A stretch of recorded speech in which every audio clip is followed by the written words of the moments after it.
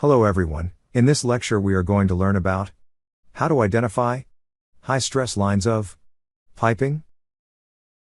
Our flagship courses are Master Static Equipment Design and PVE Light, ASME Section 8 Division 2, and Master Welded Storage Tank, as per API 650. We have curated courses to suit your learning needs, so do visit our learning platform for more details on scutoid.thinkific.com. Is going to be identification of high stress lines. So by a simple logic, what do you feel is going to be our logic for identifying the lines? A simple logic would be, so that the word high is really not, doesn't tell you what exactly is high and what exactly is not high. So it will be difficult. One person feels that 200 is high, another person will feel that 350 is high, and so on. So we will have to define on paper what exactly is going to be the category and how do we identify the lines for stress analysis. So our first point is going to be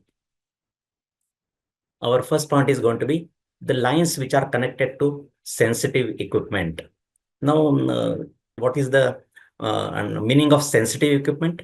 Pump, air cooler, compressor, turbine, tanks, okay, distillation column, boiler, okay. Okay, so let us see what are the sensitive equipment for stress analysis. So the pump is going to be called as a sensitive equipment. Why? What is the logic? Why do we call this a sensitive equipment? Because it's a rotating machinery, number one, and any external load on such a sensitive equipment from the piping will hamper the performance of the pump, because there is something which is dynamically balanced and it is rotating at a very high speed, and any external loading is likely to disturb that dynamic balancing which has been done for the rotating machinery, and these external forces should be kept to as minimum as possible, or as guided by the various codes which are applied to the relevant equipment, and we must ensure that these loads are within limit, and that is why we call it as sensitive equipment. So all the categories of rotating machineries, they fall into the sensitive equipment category. So the pump, compressors, then turbine, then the blower. So all these are rotating machineries. Now we have the PHEs. What is PHE? Plate heat exchangers. Plate heat exchangers, while there is nothing rotating in that, but it is termed as sensitive. So what could be the reason of being called as the sensitive equipment? Thickness. It is made from a number of thin plates, a combination of a number of thin plates, and any external loading onto that may affect the shape of those plates. It may disturb, and it may affect the heat transfer, because it will affect the distance between the plates, and that is why we term it as PHE. So let us go to the next item, air coolers. Why air coolers could be sensitive equipment? The logic which is for PHEs applies same to the air coolers also. They are very big equipment, and their main purpose is to transfer heat through the contents, and through the structure and the body. And they are made of very thin sheet metal, and any external loading connected from the piping will definitely affect the strength of these air coolers, and that is why they are called as sensitive equipment. And lastly, the spiral heat exchangers, which are having the similar logic. So whenever we have such a case, and whenever we have a pipe connected to a nozzle which is from any of these sensitive equipment, you will find that all these lines are going to be termed as highly stressed prone lines. So now the next question is, how will you identify the lines which are connected to this equipment? See, all these equipment, the plants will have a line list, and the line list will contain from two fields, and in the from or two fields, whenever you find a pump number, you can immediately identify that the line is to be analyzed. Because if you go on PID, but if you have for a plant which is of the size of thousands of lines, there will be n number of PIDs. And if you go on looking in the PID and identify the lines which are connected to the pumps, And then as a next step, you take the lines connected to the compressor. Third step, you take connected to the turbine, and go on looking at those hundreds of PIDs. It is going to be a very Herculean task, and very time consuming task. So very easy location of such is going to be the line list. And from the line list, you can immediately locate in the from to fields, because there are some fields which are describing the line route, and you can immediately identify from the tag numbers where the line is connected, and you can identify that line as the high stress, the line to be analyzed, prone to high stresses. Is that clear? PFD, for the same reason, no. PFD. The perfect answer is line list, process line list. Now, why I said that line list is the first identification? Yeah, okay. Because line list will give you from the from and to field the tag numbers of all these equipment, and you can immediately identify that line as the line prone to the high stresses. Now, next, the lines which will be classified as next are going to be jacketed lines. What is a jacketed line? Pipe in pipe. So you can see that concentrically, two pipes are located one inside the other, and there are some mechanical means by which it is maintained at that distance inside.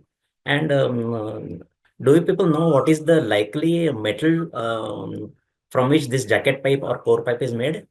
What are the different materials from which this jacket pipe and core pipe are made? See, normally it will happen that the core pipe will carry a process material, process medium, and the jacket will carry a utility. The utility could be cooling water, hot water, steam, or some thermal liquid or something. Yeah, right, steam. So in almost 90% of the cases, you will find that the core pipe and the jacket pipe are of different material. Core pipe may be SS, alloy steel, or any such material, and the jacket pipe may be of most likelihood it will be of a carbon steel material, because it will carry only utility. Now, once you have two different materials and with the same line, uh, you know that the expansion of both these lines are going to be different. The core pipe, which is a say SS pipe, and the jacket pipe, which is a carbon steel pipe, they are connected. They are having the same length, and over the same length, they are seeing a temperature which is likely to be somewhat different from each other. A core pipe will be having some high temperature, and the jacket pipe may be having a cooling water to cool it, so it will be having a different temperature. And the expansion of this core pipe and jacket pipe are going to be totally different. Number one, the materials are different. Number two, the temperature is different. And that is why the expansion coefficient. What do you feel about the expansion coefficient of both these pipes with respect to, say, a core pipe SS and the jacket pipe CS? Any idea as to what will be the percentage of difference? SS will have a higher coefficient of expansion. So the expansion, you can see that there is a lot of differential expansion between the core pipe and jacket pipe. And all these lines must be analyzed for high stresses, because over the same length, a core pipe is going to be expanding more and the jacket pipe is going to be expanding less. And that is why this differential expansion is going to lead to a lot of stress problems. And we must analyze all these lines which are jacketed lines. Very good, jacketed line. So lines with bellows, for example, for weight sensitive equipment. So the equipment which are mounted on load cells, they have a definite task with them. So whenever, so that means for a real time basis, these equipment are going to have the weight connections. And how do we achieve that? Is by connecting all the lines with bellows. So for example, so all the lines which are finally connected to a sensitive equipment are going to be connected through bellows, and all such lines we must, yeah, load cells are the devices, or it is an instrument which will measure the weight of that equipment on a real-time basis. So at this particular moment, what is the weight inside an equipment? Very briefly, let me just tell you that it is used for packaging units. For example, you have to say you have to fill a packet with 50 gram of some food items. So how will you do that? And you have to do it in a very fast-paced method and very accurately, because only 50 grams material should be weighed inside the packet, because the client or the customer is going to pay only for 50 grams. For 50 grams weight, if you fill up the packet with 60 grams, the customer is not going to pay for 60 grams, additional 10 grams. So we have to monitor exactly what is the weight inside the contents. And once the 50 gram of the material or the food atom is discharged, immediately it should give some signal to stop that discharge into the packet. So these are called load cells on which these vessels are mounted. Many applications are there, and this was a very simple application which I stated. Okay, fantastic. So all these equipment are connected through a bellows, and this item which is shown over here, this is called as bellows, and this ensures that the one side of the piping is not transferring any weight to the other side of the piping. So these bellows will ensure that the weight is totally disconnected between the two parts, and this will help in setting the weight right for the load sensitive equipment. So this way we are going to ensure, and that is why all these lines will be connected through bellows, and these lines will be subjected to analysis. So we must ensure that the analysis is done for all these lines which are connected through bellows. Long cross-country lines. Okay, high thermal expansion. Suppose I say that the temperature is only 75 degrees Celsius. Then do you call it as a high expansion? Pressure will normally not play much role in the high stresses, because that we are already taking care in the primary design of the components. So the pipes, tanks, etc., they are already designed for the pressure requirements. Why long cross-country lines are expected to be having high stresses? Because even if the line size is small, say maybe 3-inch, 4-inch, in normal cases, a 3-inch, 4-inch pipe and with a temperature of about say 100 degrees Celsius may not be very critical. But in long cross-country lines, when you have kilometers of the piping running all along the length with such a magnitude and very low expansion coefficient, due to the temperature of about 75-80 degrees Celsius or so, still the expansion of over a kilometer of piping is going to be very substantial.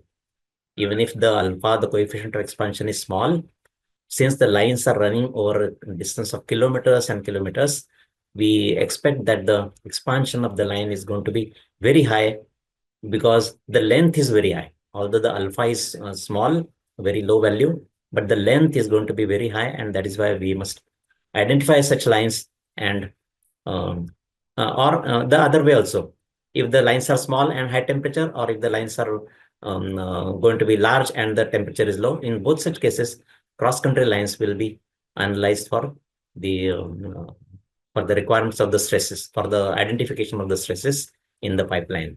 So pipelines collecting gas and oils from the wells to the platforms will fall under this category. The utility piping from generating units to the main plant, they will be also falling in this category, because you will find that normally the utility or the generating units which are for the utility are kept away from the main plant, and they will travel a long distance, for example, steam. So the boiler will be placed at a distant location, and it will the pipeline will carry the steam from the boiler to the main plant. Or let us take a case of cooling water. Steam is anyway high temperature, so it will be. But take a temperature of a cooling line of cooling water, carrying cooling water. Now the temperature is not very much different from the atmospheric temperature. But if the line is a very long line traversing from the cooling towers to the main plant for cooling the various equipment, then that length, which is running on several pipe racks, is going to be very long length, and such lines will then fall under the requirements of the high stress check.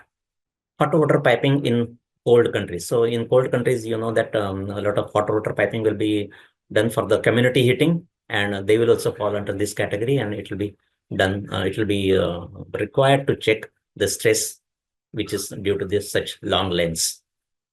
So far we have seen various different reasons of identifying the lines for the purpose of stress analysis.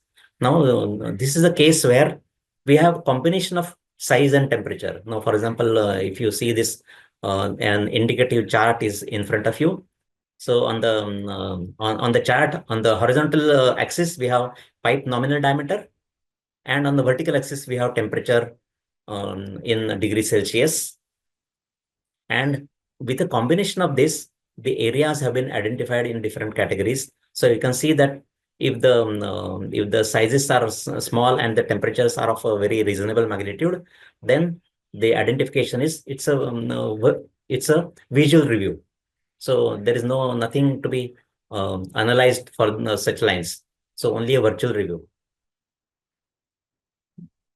So if you take some cases, for example, let us see a case where we have a 4-inch line with a temperature of 150 degrees Celsius. It requires only a virtual review or visual review.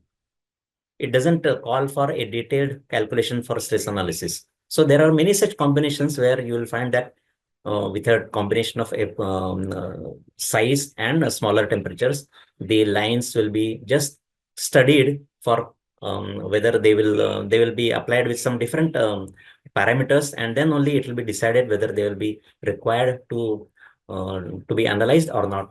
If you take a second case, let us take a second case. We have a size of 12-inch NB, and we have a temperature of 300 degrees Celsius. Then you will see that we need a detailed calculation using software. So this line will be identified. So every organization, no, there is no code reference for this. This is coming from the experience of various plants, clients, and consultants.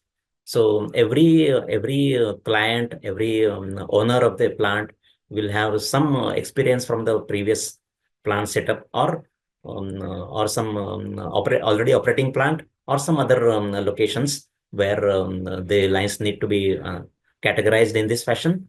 And we use such chart. This chart which is indicated here is only for the purpose of our reference.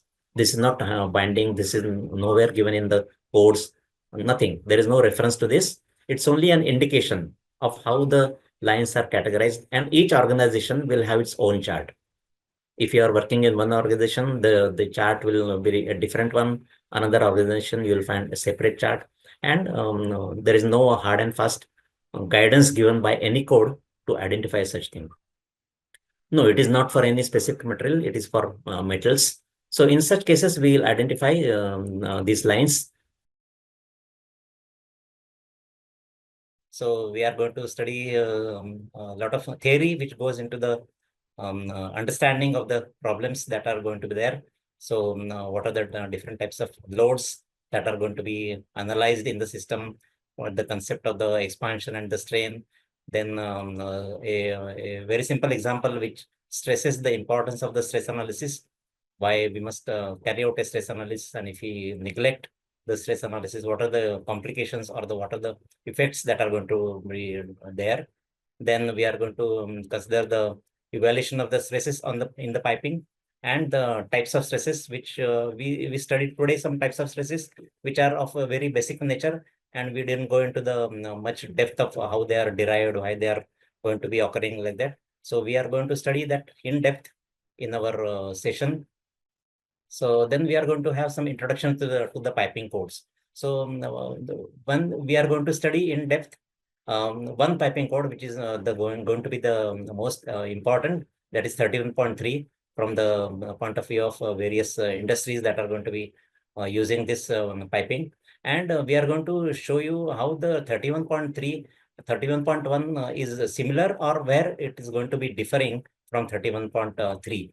So we are going to see the similarities and the differences between the two, and we are going to study 31.3 in depth.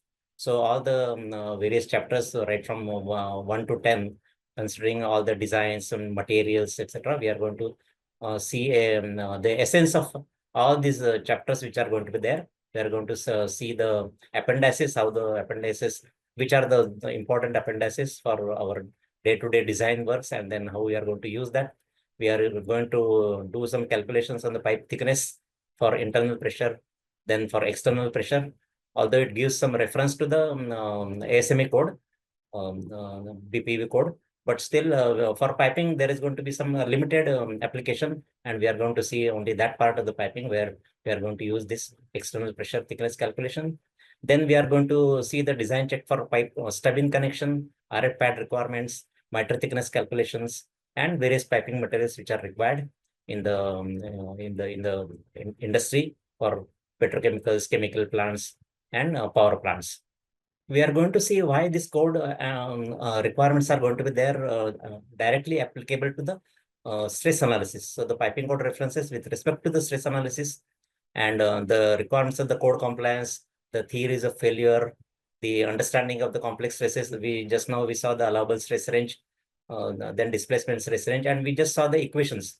And we did not go into the details of the derivation of the equations or the concept of the calculations. And we are going to study in depth the displacement stress range, how those values of the bending stress and the torsional stress can be calculated, what is meant by the stress intensification factors, and how can we calculate with the help of the codes, various SIFs for stubbing connections, then flange connections, reducers, etc. So whatever different local changes are there in the stresses, how we are going to be considering that effect in the enhancement of the stresses which are generated in the piping system.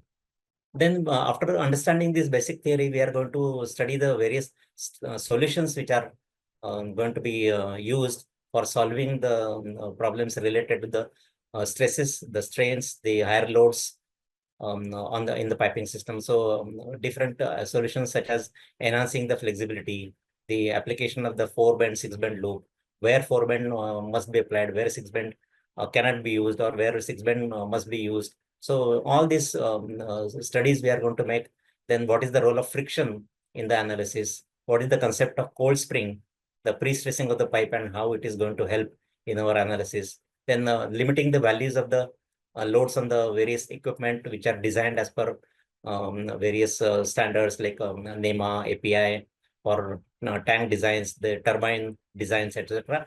That we are going to see the pump designs. So everything we are going to see, and how the limits can be achieved with the help of either directly the Caeser or manually also, whether we can make this use to check and limit those values within the range. The other loadings that we are going to see are the PSV reactions, that is direct force, the wind reaction, that is the pressure force, and the seismic load, that is the acceleration loading, which is going to be there. And we are going to study how they are going to affect the already displaced system, and what are the limits of the stresses applicable, and why the system should be made safe in those cases also, and how it is going to be different from the flexible system. Because a normal analysis requires a system to be flexible, but whenever we have a seismic or wind loading, we need the system to be more rigid. So how to achieve a balance between those two requirements, and how to make the system safe for temperature as well as for loading such as occasional loading such as seismic and wind. Okay, good. Next. So then we are going to study in depth the piping supports and the restraints. So the restraints and the supports are going to play a very important role in the design of the piping system, or the stress analysis of the piping system. So we are going to study the various types of supports from the construction point of view or the functional point of view, and how they are constructed at site. That also we are going to see. Then the use of the spring supports. Normal supports are going to be rigid supports, but occasionally we'll have to resort to some flexible supports like spring supports. And then in springs, there are two types. So which one to be used where, and how to make use of a vendor's catalog to select a required spring, because every time whatever the program gives, that is not going to be a final choice. And the user must be able to select springs on their own on few occasions, not every time, but sometimes there may be some applications where user must superimpose the requirement onto the software and design the springs accordingly. So we are going to study all such applications for the springs and the supports. Then going on to the Caesar, we are going to see the how to develop the Caesar modeling, how to model the basic pipes and various components of the pipes like T's and branch connections, reducers, valves, specialties, equipment modeling, the concept of connecting nodes, restraint modeling, and application of the wind loading, seismic loading, PSV forces, the concept of initial displacements when the tank settlement occurs. Most of you are aware of the tank settlements. So how to take the effect of the tank settlement into the analysis that we are going to study. Then we are going to study for modeling. There are various parameters which are going to be set before you really start on the modeling. So how to set the various parameters? There are hundreds of parameters which you need to study, and then only the actual modeling or the analysis starts.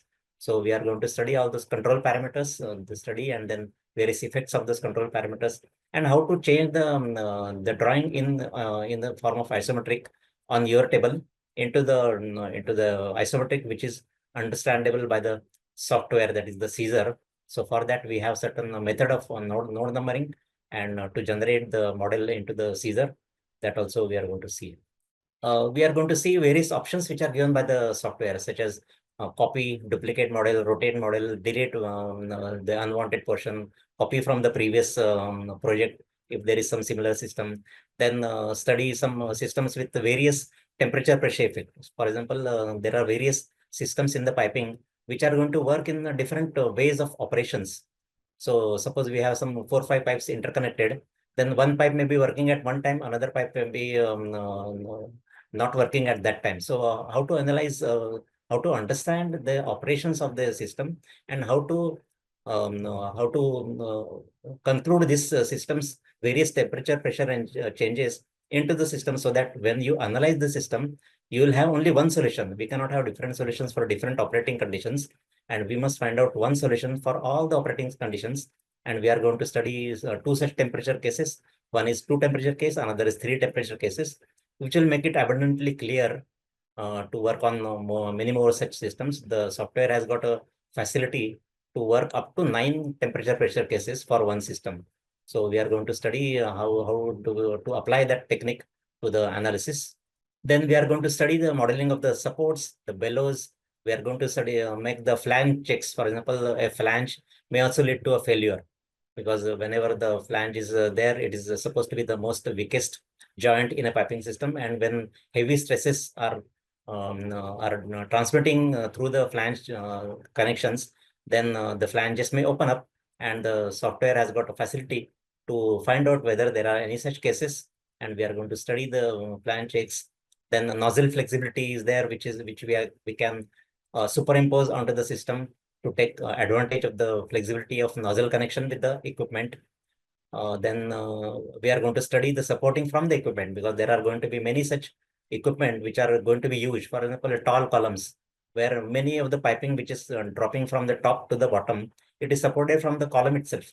So that effect is going to be totally different than the normal supports which are going to be resting rigidly on the structures. So we are going to study that, and then we are going to have a lot of advanced features also that we are going to study. For example, natural frequency calculation, then dynamic model analysis for pulsation, then dynamic analysis, seismic response spectrum analysis, force response spectrum analysis for slug and plug applications. So we are going to study such advanced cases also, which are generally not available in the industry for anybody to study that. We are going to cover that part also in our Caesar applications. If you learn in community with a trainer who is guiding you, and it's a time bound. So three things will definitely help you to achieve. Okay. Achieve the result very fast, to accelerate your learnings. Okay. And apart from that, if you see 60% of overall project efforts comes from piping. Okay. 60 to 70% manpower is in piping. Okay. So it's definitely in very, very huge demand. And stress analysis among the piping group, almost 40% of the man hour goes into stress analysis. Now, okay, course will also talk about the layout related and overview of the course, which will definitely help you, specifications, Okay, stress analysis definitely in detail. So these things are very, very important for you to understand how piping behaves and how you will be able to work in this domain. Okay. So it's definitely covering 90% of your requirement of critical analysis. Whenever you are doing stress analysis or working as a role of stress analysis engineer, almost 90% of day-to-day work we are going to cover in this course. So that is really, really amazing. Now there are a few things like super advanced topic which may be used very little, but if you know, that will give you an edge. Okay, because those things very few people know about that. So definitely it's very, very important, and less data is also available on the net. So yes, very important. Okay, and definitely it will be able to cover refineries, petrochemical, power plants, all the different industries. Okay, great. So I know very good opportunity to upgrade yourself. So definitely, why not? Okay. So just to summarize how we are going to conduct this, it will be theory like we conducted right now, and it will follow with examples, live examples. We'll be doing the calculation together, and then software. So we'll be doing the same operation in the software. Okay, doing lots of modeling analysis using Caeser II. The classroom will be live sessions, okay, online like we are doing right now. The duration will be 55 to 60 at least. Okay, it will run for 5 to 6 months. The course is starting from 3rd June. So still we have a month's time. Okay. And 8:30 p.m., same time when we are doing it right now. If the class will be conducted every Tuesday and Thursday. Okay. So 2 days in a week, the class will be conducted. For some reason, if you miss out any class or you want to revise the concepts, okay, so this is a very important part. So it should not happen that you attended the class and then it's gone. Okay. So we are recording every class, editing and making it available as a e-learning course for you so that you can view it even 1 year after you have attended the training program. So course duration after the session is ended. So if you think from the starting, so 1.6 years it will be available for you. Okay. And lots of study material and definitely test will be conducted so that we are checking our progress. 1 year support with live Q&A will be provided once the course has ended. Okay. So till 1 year, whatever queries you are getting in your day-to-day work life, that will be solved with live sessions. Okay. And there will be WhatsApp community, which will be accessible for you for lifetime. You'll become part of that. You can ask questions. Trainer will be there. He'll be answering your question. You guys can also participate in the discussion. So community support so that learning does not end. Okay? And you have somewhere to ask your doubts. Okay? For in-depth training. And to learn more about these courses, register with the link in the description.